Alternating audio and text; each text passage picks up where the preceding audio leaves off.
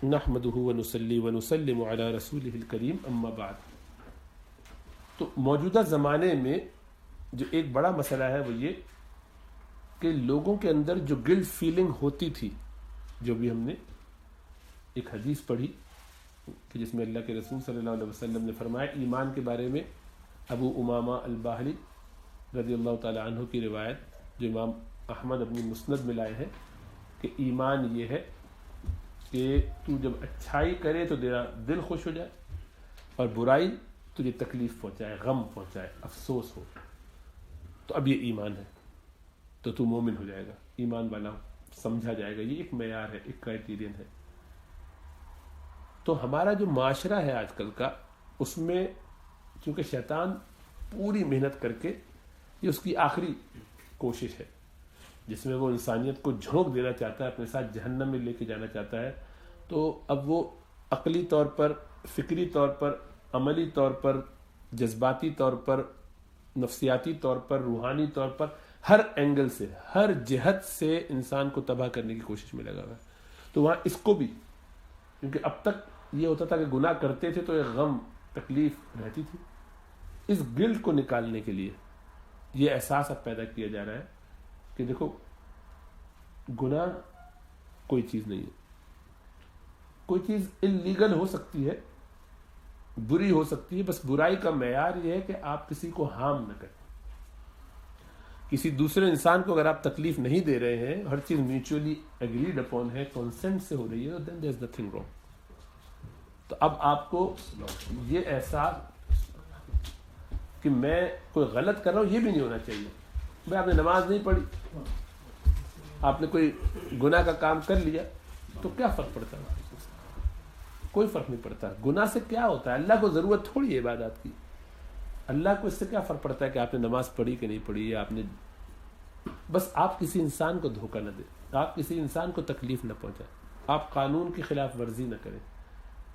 تو گویا اصل معیار یہ ہے کہ انسان خدا ہے، لا الہ الا انسان، کوئی معبود نہیں سوائے انسان کے. تو انسان کو تو ناراض نہ کیا جائے، اس کو تو کوئی ہارم نہ پہنچ کیا جائے کسی درجے میں بھی. باقی کچھ بھی آپ کریں.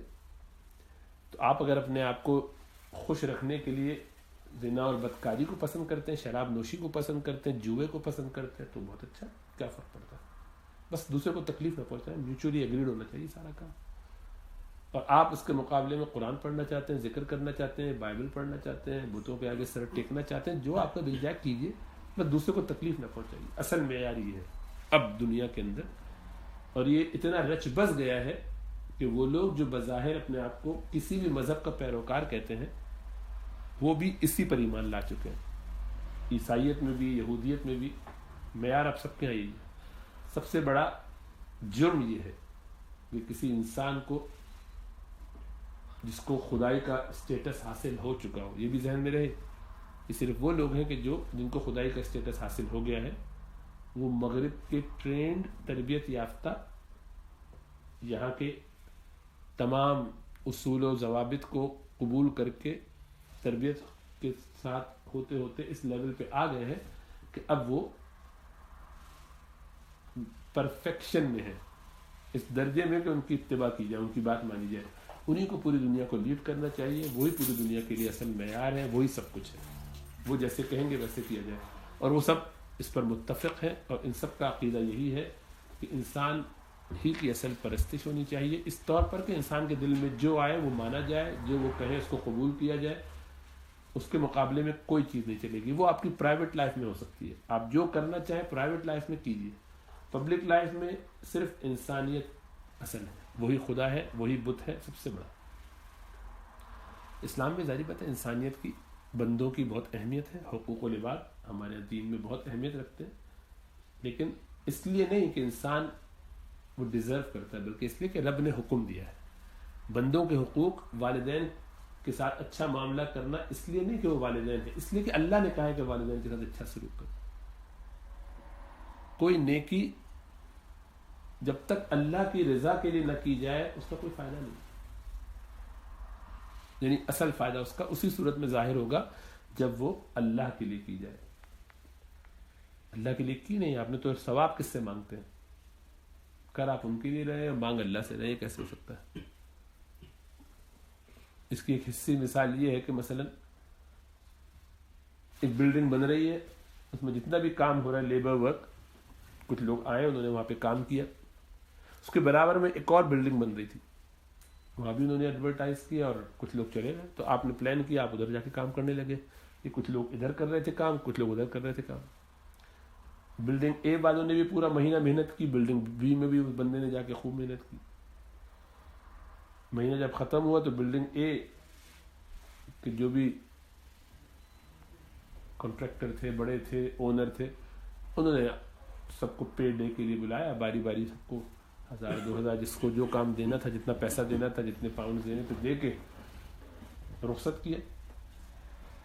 یہ جو بلڈنگ بی والے تھے وہ بھی پہنچے اپنی بلڈنگ میں، تو پتہ ہے چلا کہ سب فیک تھا، کوئی کانٹریکٹر اوریجنل تھا نہیں، آپ سے کام کروا کے وہ جو اچھے اچھے کام آپ نے کیے، آپ کو دھوکہ دے کے بندہ رفو چکر ہو چکا ہے، سارا کام آپ سے کروا لیا، سارا لیبر ورک آپ سے کروا لیا، لیکن اب کچھ دینے کے لیے تیار نہیں۔ تو آپ وہاں سے چلتے ہوئے واپس بلڈنگ اے میں آئے اور کہا کہ ماشاءاللہ بڑے اچھے کانٹریکٹر اور سب کو خوب نواز بھی رہے، وہی کام جو انہوں نے کیا ہے میں نے بھی کیا ہے، یہ دیکھ لیجیے ریکارڈ پورا موجود ہے، میں نے تو اس کی ویڈیو بنائی ہے ہر روز کی، دیکھ لیجیے اتنے گھنٹے میں نے کام کیا، جو انہوں نے کیا وہی کام میں نے بھی کیا ہے ثبوت کے ساتھ، تو مجھے بھی دیے 2 مہینے بھر کی تنخواہ، تو کیا کرنا چاہیے؟ دینی چاہیے تنخواہ، وہ ڈیزرو کرتا ہے تنخواہ۔ کس کے لیے کیا اس نے؟ کیا تو وہی کام ہے جو اس نے بھی کیا ہے، لیکن کیا کس کے لیے؟ میرے لیے کیا ہے، اس کانٹریکٹر کے لیے نہیں کیا، اس کا وہ سوال کرنا بیکار ہے۔ تو اسی لیے کبھی ذہن میں یہ خیال آئے کہ نیکی کا کام تو کیا نا اس نے، خدمت خلق تو کی نا اس نے لوگوں کی، اس نے بھی بڑے اچھے اچھے کام تو کیے نا، تو کیے ہوں گے وہ کام اچھے کیے کس کے لیے ہیں، کیا نیت تھی، کس کے لیے کیا ہے؟ اللہ کے لیے کیا تھا، جس کے لیے کیا تھا جاؤ اس سے مانگو، جس کے دربار میں جھکے تو اس سے جا کے مانگو، بدلہ اس سے لو، اللہ سے کیوں لیتے ہو؟ اللہ کے اس کا کوئی حصہ نہیں۔ تو جس سے جو تقاضا ہو وہ اس کو پورا کرے اسی کے لیے جس نے تقاضا کیا ہے، تب تو کوئی بات بھی بنتی ہے۔ کر آپ کسی اور کے لیے رہے ہیں اور فائدہ کہتے ہیں یہ دے مجھے، عجیب بات ہے۔ تو اس لیے جب اللہ کے لیے کیے جائیں گے تو اس کے فوائد ہوں گے، اللہ کے لیے نہیں کیا جائے گا تو اس کا کوئی فائدہ نہیں ہوگا۔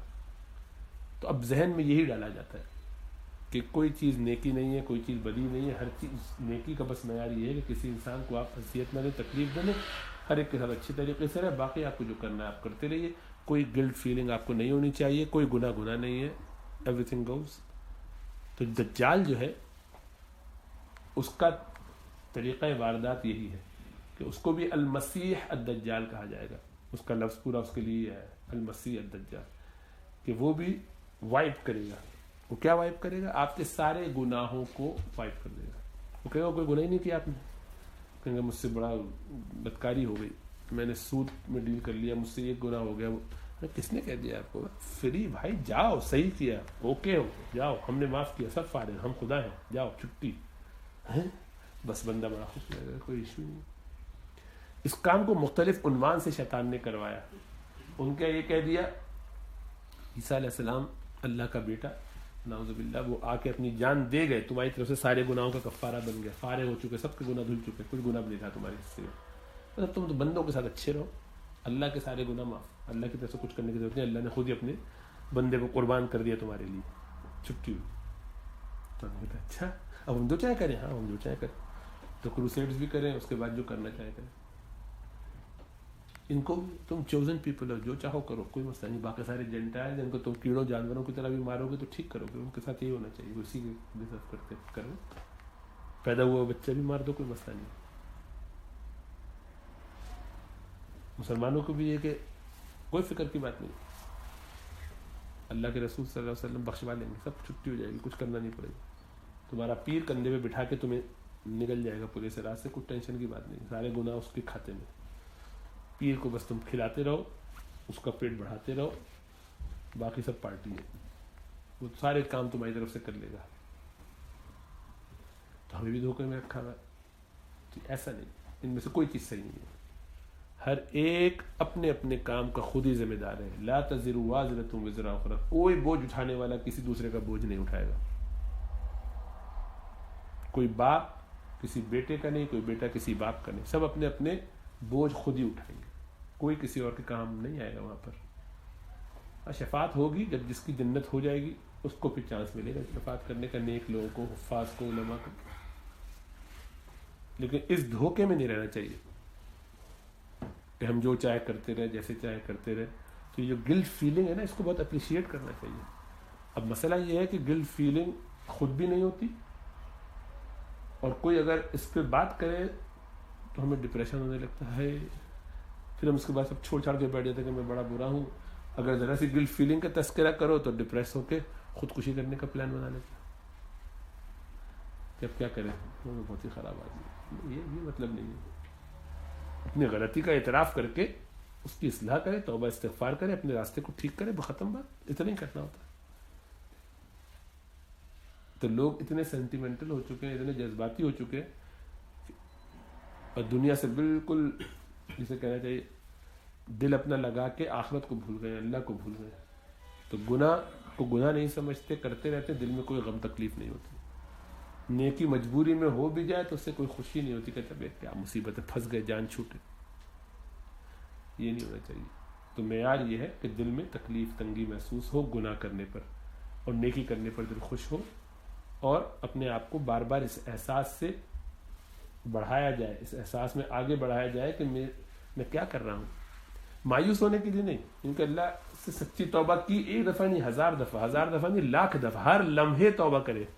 لیکن جب بھی توبہ کرے اس وقت سچی توبہ ہو کہ میں آئندہ یہ گناہ نہیں کروں گا. اس وقت یہ یقین ہو کہ کبھی نہیں کروں گا, میرے بس میں ہوگا تو کبھی بھی نہیں کروں گا, کوئی پلاننگ ہی نہیں ہے. سچی توبہ کر کے نادم ہو جائے, آئندہ نہ کرنے کا عزم کر لے, اس گناہ کو وہیں چھوڑ دے, بس ختم, توبہ ہوگی. سارا وہ پہاڑ جو گناہوں کا تھا وہ اللہ لمحے بھر میں اڑا دے, جیسے ڈائنامائٹ اڑا دیتا ہے. ہو گئی توفیق توبہ جس کو حاصل اے سلیم, دیکھنا وہ ہم رکاب اولیاء ہو جائے گا. کہ جیسے اس کو توبہ کی, سچی توبہ کی توفیق ہو گئی تو فوراً یہ لمحے بھر میں اولیاء اللہ کے ساتھ شامل ہو جائے گا, اللہ کا ولی ہو گیا, دوست ہو گیا. اللہ کی دوستی کے لیے اتنا ہی چاہیے, سچی توبہ کرے. گناہ ہو جائے پھر سچی توبہ کرے. کرتے وقت گناہ جس وقت ہو گیا اس کے فوراً بعد جب توبہ کرتا ہے تو سچی توبہ, اس وقت پورا عزم ہو, توبہ کرتے ہوئے پورا عزم ہو کہ کبھی نہیں کروں گا, پھر کام بن گیا. تو وہ ایک دفعہ نہیں, 1000 دفعہ ہو, 1,00,000 دفعہ ہو, کوئی فرق نہیں. دن میں 1,00,000 دفعہ ہو, کوئی فرق نہیں پڑتا. بس شرط یہ ہے کہ جس وقت توبہ کرے وہ سچی ہو. یہ نہیں کہ توبہ کر رہا ہے اور گناہ بھی ساتھ ساتھ کر رہا ہے, گناہ بھی چل رہا ہے, ناکام ناجائز کام بھی ہو رہا ہے, اور توبہ توبہ توبہ بولے بھی جا رہا ہے. ایسے نہیں, یہ تو لپ سنک, لپ سروس نہیں.